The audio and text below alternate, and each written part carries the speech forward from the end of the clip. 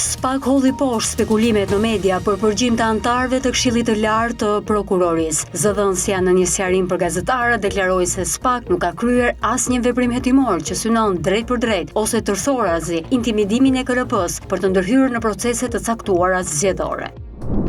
Nën kujdesin e Kishës Autoqefale të Shqipërisë dhe Akademisë së Shkencave, nisi në Tiranë konferenca e parë ndërkombëtare Shqipëria në periudhën bizantine. Studiuesit ndriçojnë faktet e historisë dhe qytetërimeve ilire dhe hedhin poshtë përpjekjet për fshehjen e gjurmëve të shqiptarëve në periudhën mes shekujve 2 dhe 11.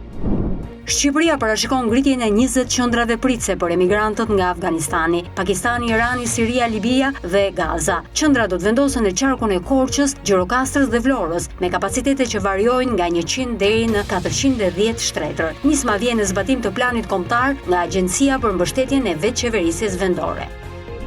Një stuhi e fuqishme goditi të premte në Greqinë duke shkaktuar përmbytje të mëdha në të gjithë vendin. Shërbimet meteorologjike njoftuan se efektet e stuhisë në Greqinë lindore dhe atë jugore do të jenë prezent deri në mesditën e së shtunës.